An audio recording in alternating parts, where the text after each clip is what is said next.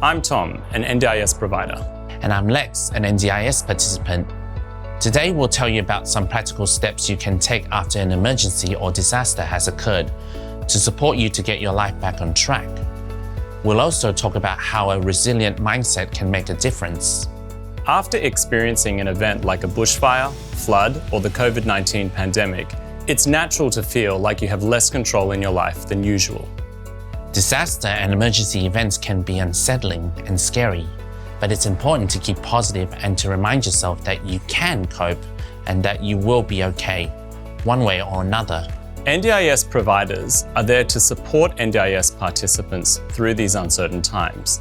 And together, there are many things that we can do to make recovery go as well as possible. So, in the first instance, talk to your provider.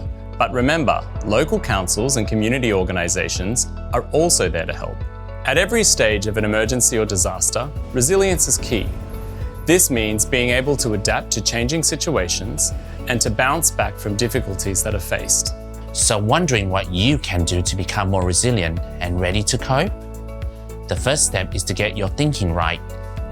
This means telling yourself that you're okay to go with the flow, so that when unexpected things happen, you'll be able to keep calm and take action. Remember, taking 4 slow, deep breaths is a good starting point for clearer thinking. And clearer thinking also helps people to get organised and prepare for emergency and disaster events and the recovery that follows.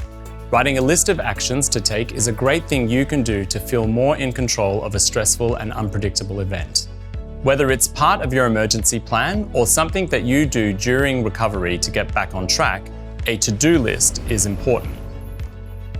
When I'm feeling stressed or overwhelmed, I find it really helpful to write out what actions I need to take to improve the situation. It's also important that I stay connected with my support people, whether that's family, friends, neighbours, or my NDIS provider. Sometimes, a self-check-in is a good way to tell if you're in need of support or a chat. To do this, simply ask yourself how you're feeling. If the answer is you're not feeling great or not feeling like yourself, then that's a sign that you should reach out to someone who can help.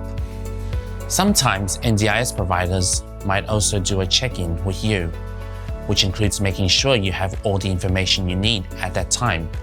If you're needing serious assistance with recovery, they can help put you in touch with national coordination and planning officers and more local services. The Recovery Connect website may also be of assistance. So, calm and positive thinking, being organised and informed, and staying connected and seeking support are the practical things you can do to aid your recovery from an emergency or disaster event. And remember, becoming more resilient is the key to all of these things. Resilience is a skill we can all build individually and together.